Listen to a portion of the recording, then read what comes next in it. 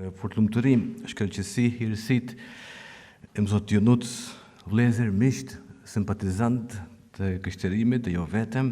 Koncili i parë ekumenik, siç morëm vesh tani i mbajtur në Nike në vitin 325, është një ndër ngjarjet më të rëndësishme në historinë e kishës së krishterë. Dhe ky synod vuri themelet e një uniteti dogmatik në përballje me herezinë ariane dhe pikërisht në këtë kontekst të pasur teologjik dhe historik shfaqet figura e Shën Nikolles i Peshkvi Mires, një prej shenjtorëve me të dashur të traditës lindore dhe perëndimore. Prania e Shën Nikolles në Koncilin e Nikes të vitit 325, Koncili i parë ekumenik, është një traditë qëndrueshme mijëvjeçare të dytë si në kishën katolike, ashtu edhe në atë ortodokse dhe në kishat e tjera lindore. Po aq e qëndrueshme është edhe prirja e filologëve, megjithse me përjashtime të rëndësishme, për të vënë në dyshim ose për të mohuar praninë e Nikolles në listën e supozuar origjinale të etërve të Koncilit të Nikes. A ishte me të vërtet Shën Nikolla pjesëmarrës në këtë koncil?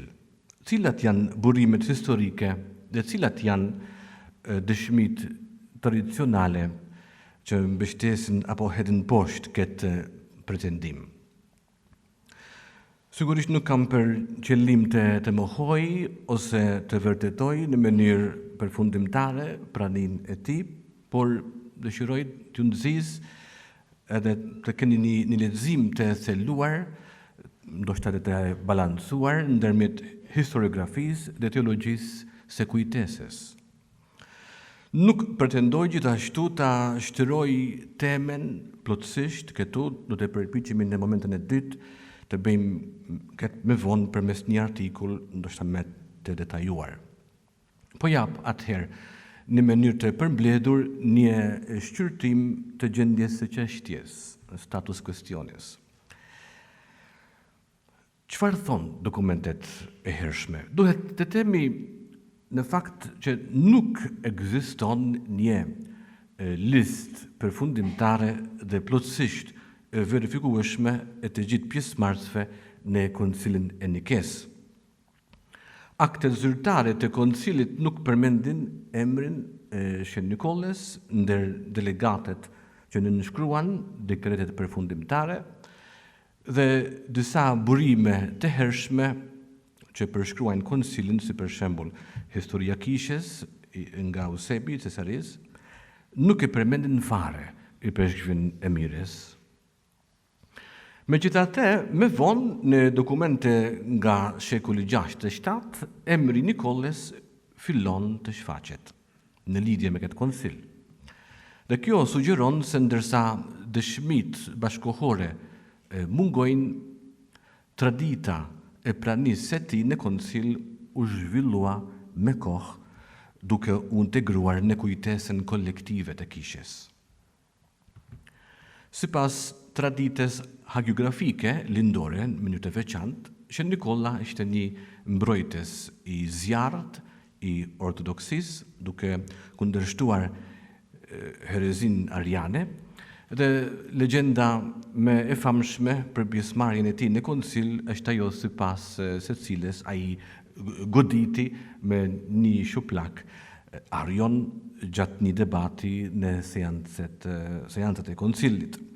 Dhe kjo sjellje megjithse e pavend për të gjithë, por aq më tepër për një i peshk, sipas kësaj tradite i solli ndeshkimin e përkohshëm, i hoqën paliumin, homoforin, ungjillin gjithashtu, që mbajnë peshkvind, por me pas Krishti dhe Nena e Hyjt i kthyen atij nderin dhe autoritetin pas një vegim. Dhe ky tregim nuk është i dokumentuar në burime bashkëkohore me koncilin, por ka mbetur një pjesë e gjallë e ikonografisë lindore në mënyrë të posaçme, ku Shën Nikolla shpesh në fakt pikturohet me Krishtin dhe hylindesen duke I kthyer simbolet e episkopates. Mungesa e përmendjes së Shën Nikoles në aktet e Nikes nuk përjashton automatikisht pjesëmarrjen e tij.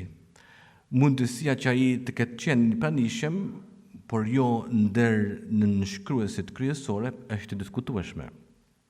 Disa studiues sugjerojnë se ai mund të ketë marrë pjesë në debatet fillestare, por për arsye të panjohura, shëndetësore, disiplinore apo politike, nuk ka qenë ndër nënshkruesit përfundimtar.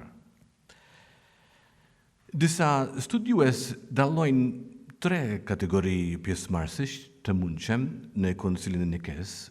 Grupi I parë përfshin ata që morën pjesë aktive. E dyta përbëhet nga ato që gjenden në listat më të lashta. E treta përbëhet nga ata emrat e të cilave janë marrë nga burimet e tjera dhe janë futur në listë për t'u dhënë atyre lavdime të madhe. Ata të kategorisë së parë ishin padyshim të pranishëm në koncil.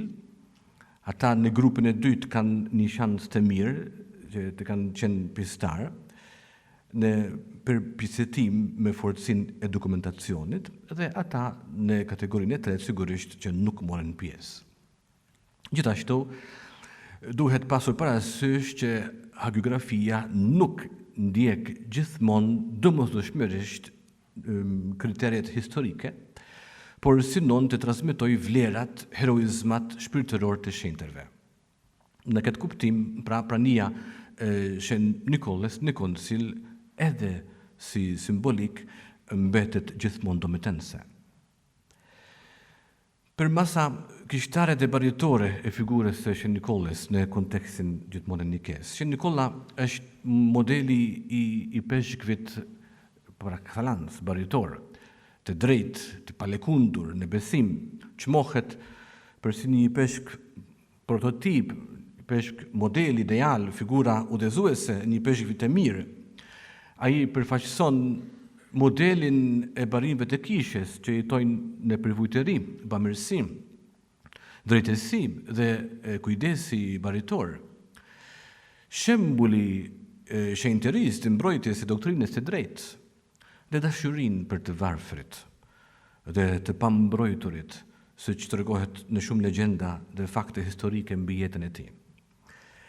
Edhe pse mund të mos të ketë lënë gjurmë dokumentare në Nike, figura e tij është lidhur fort me atë koncil sepse ai përfaqëson frymen e mbrojtjes së besimit të pastër ndaj herezisë. Dhe për komunitetet e besimtarëve, ky simbolizëm ka rëndësi të madhe. Pastaj në një botë ku historitë ndonjëherë mbi vendosen mbi legjendat, kisha ruan një kujtesë të shenjtë që ndryqon me shumë me dritën e besimit sesa të historisë empirike. Pra, mund të themi në këtë moment të parë që prania e Shën Nikoles në Koncilin Nikes është më tepër një dëshmi e besnikerisë, së tradites, ndaj figurave të shenjta, sesa një fakt I pakundërshtueshëm historik. Edhe pse dokumentet historike nuk e përmendin, kujtesa kishtare e përfshin atë si një mbrojtës të ortodoksisë dhe si një shembull I guximit shpirtëror. Çështja e pranisë së Shën Nikoles në Këshillin Nikes të vitit 325 si edhe ajo përfshirjes së tij në listat e etërve që morën pjesë në të, nuk ka në fakt një zgjidhje të qartë ose të shpejtë. Nuk ka vetëm mos përputhje ndërmjet disiplinave të ndryshme, filologjisë, historisë e tjerë, por edhe brenda vetë të njëjtës disiplinë. Në perëndim, lajmet, gjithmonë në lidhje me eventin e koncilit, kishin bërritur në një mënyrë mjaft fragmentare në fakt. Një pjesë e mirë e informacionit I panshëm u dha vetëm 30 vjet me vonë nga Shënilari, I cili pasi ishte dëbuar nga Frigjia dhe e vogël, për 4 vjet pati në fakt mundësinë të kishte kontakt me të gjitha palët e përfshira. Athanasi dhe Ilari janë 2 fytyrat e besnikerisë ndaj Këshillit të Nikës, duke përfaqësuar së pari pala e papajtueshme, së dyti ajo e moderuar. Siç tham, për Athanazin ishte nevojshme përdorimin e termin homohusios, sepse shpesh shpreh mirë barazin e atit dhe birim, kurse për Ilarin homohuios me natyrë të ngjashme mund të përdoret gjithashtu sepse shprehte më mirë dallimin personal midis atit të birit. Dhe ka më shumë gjasa që Nikola të ishte më afër qëndrimit mirëkuptues i Shën Ilarit sesa ajo e Shën Athanasit, edhe nëse të rrita krishtare në fakt thot pikërisht të kundërtën. Dhe arsyeja është thjesht në shkrimet e tij Athanasi raporton me hollësi emrat e peshqvinjve që kishin folur kundër Ariusit, dhe emrin e Nikoles në fakt nuk shfaqet në asnjë nga shkrimet e tij të shumta mbi këtë temë. Prandaj është pamundur që dikush të kishte vënë praninë e Nikoles në koncil. Sidoqoftë, Nikola duhej të thirrej duke qenë ai i peshk i qytetit kryesor të Likisë, megjithse përveç disa listave në të cilat shfaqet emri i tij, shumica kanë vetëm emri i peshkvit të Patares, Eudemus. Padyshim, ai mund të kishte hequr dorë në udhëtimin që nuk ishte as pak i lehtë, siç bën në fakt i peshkvinjtë të tjerë të Likisë, por ka më shumë të ngjarë që ai në fakt u nis për të shkuar në Nike dhe për të marrë pjesë në koncil. Është e vërtet që emri Nikoles nuk është në shumicën e listave të pjesëmarrësve, por duket i pranishëm në vendin e 151 në listën më të rëndësishme nga të gjithë, atë të historianit Teodor Lexues, i cili duke qenë lexues i Shenjtë Sofisë në Konstantinopol rreth vitit 500, kishte më shumë se të tjerët mundësinë e konsultimit të dokumentave jo aq të njohura. Dikush donte të hidhte njihje mbi dorëshkrimin venecian Historia tripartita e Teodorit, e cila përmban pikërisht këtë listë, dhe në fakt duke qenë nga shekulli i 13, kur Nikola ishte shumë i famshëm, emri i tij mund të jetë shtuar nga kopisti. Natyrisht kjo nuk është e pamundur, pasi dyshimet e ngjashme lindin për pothuajse për 100 të peshqvinj të tjerë. Megjithatë, nuk duhet harruar se vonesa e dorëshkrimit është vetëm joshse për atë i cili nuk është kompetent në kodikologji. Në fakt, të gjithë studiuesit e filologjisë latine dhe greke din mirë se dorëshkrimet shpesh janë 8 ose 10 shekuj më të vonë se ngjarjet e rrëfyera. Ekzistojnë në fakt 2 argumente që bëjnë probabilitetin të anoj në favor të pranisë fizike e Nikoles në koncil, njëra filologjike dhe tjetra e autoritas.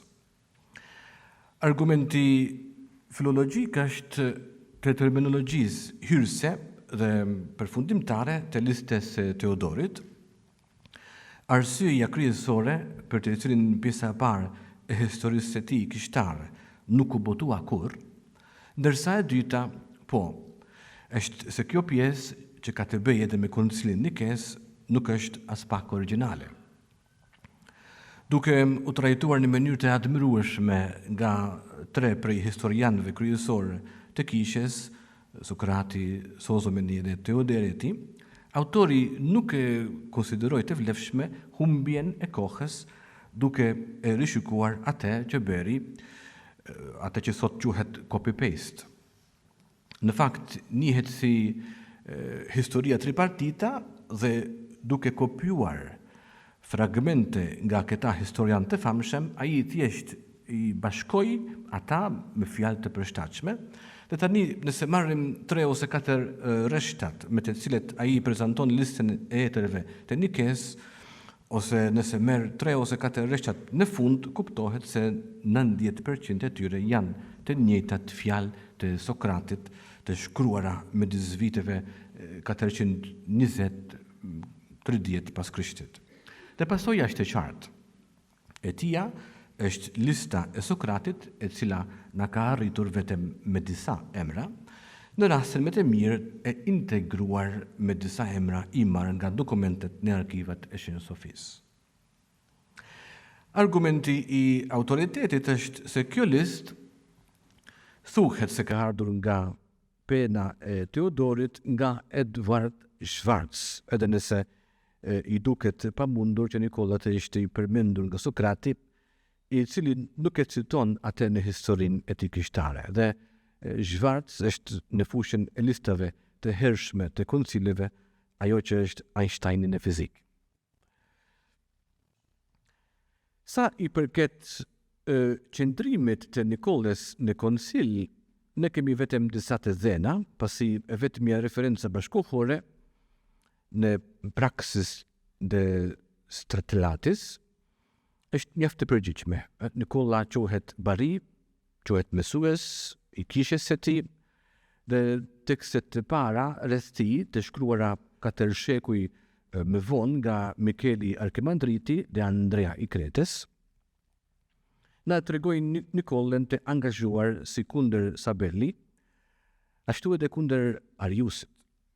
Prandaj është e qartë se puna e tij baritore kishte një këndvështrim me të gjerë dhe jo të lidhur vetëm me shqetësimet e Nikes. Prandaj heshtja e burimeve mund të nënkuptoj që ashtu si Ilari i Poitiers, Nikola nuk mund të kishte mbajtur një qendrim me të butë dhe me pak të paepur. Si që dihet, me përjashtim të Teodorit, lexues, për më shumë se 500 vjet pas vdekjes së Nikoles, askush nuk e përmend pjesëmarrjen e tij në Nikea. E vetmja e dhënë është ajo liturgjike, domethënë tropari Kanon Apisteios, rregulli i besimit që e citoj tani. Është përkthimi im. Rregull i fesë dhe ikon e butësisë, mësues i përmbajtjes, u shfaqe përgrigjen tënde si dëshmi e së vërtetës në vepra. Dhe me përvujtëri, me të vërtet, arrite majat më të larta. Me varfëri fitove pasurinë e amshuar. O atë i shenjtë i peshk Nikol, lutu të Krishti Perëndi për shpëtimin e shpirtrave tanë. Duhet teksuar gjithashtu se në lutjen njëvore ortodokse e intje është rezervuar për apostujt dhe për Shën Nikolin, Muskabosha. Pa përmendur që në shumë ikonat e lashta, edhe pse nuk ka mbijetuar asnjë shkrim të tij, Nikola është i portretizuar për krah mendimtarëve me të mëdhenj, etërit të kishës, Shën Bazili, Shën Gregori Naziantit dhe Shën Gjon Gojartit. Ishin sinaksanet greke në fakt, një lloj martirologjie latine, por me të zhvilluara gjerësisht, që vërtetuan praninë e Nikoles në koncilin e Nikes, i përmendur afro rreth vitit 850 nga Josefi Himnografi dhe pak më vonë nga Niketa i Paflagonis. Për hartuesit e këtyre sinaksaret midis viteve 900-1000, dukej e natyrshme që një i peshk si Nikola, i cili jetonte në kohën e Konstantinit, mori pjesë aktive në koncilin e Nikes. Krahas traditës krishtare, nuk mund të mungonte edhe tradita populore, e cila e njihte mirë karakterin e Nikoles, që nga rrëmbimi i tij ndaj të fuqishmeve që keq trajtonin të dopitit, deri te mëshira e tij të butë ndaj 3 vajzave.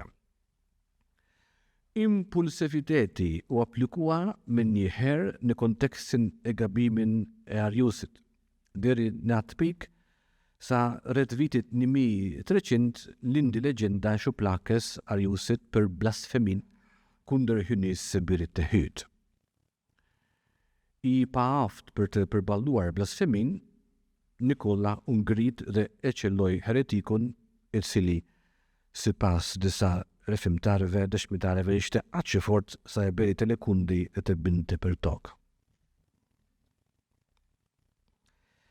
Një akt i tillë dhunen ndaj një tjetri kishtari nuk mund të mbetej pa u ndeshkuar nga perandori, i cili për momentin e burgos, duke i lënë i peshgvint të marrin vendimin e tyre në fund të koncilit, i hedhur në burg, Nikoles ju hoqën rrobat e tij episkopale, ndërsa rojet e burgut si përbuzje ja doqnin mjekren. Por zeli i tij i shenjtë për besimin u shpërblye nga Krishti dhe nga Virgjëra Mari, të cilat shkojnë të vizitonte në burg duke i dhënë përsëri Jezusin ungjillin dhe Virgjëra Mari stolen. Tradita populore, siç mund të shihet, nuk ka shqetësime në lidhje me kronologjinë, duke futur për shembull Virgjëren Mari, për kushtimi i secilës do të zhvillohet 100 vjet pas Shën Nikoles, si edhe Triniteti që do të jetë përcaktuar 50 vjet më vonë. Faleminderit për vëmendjen.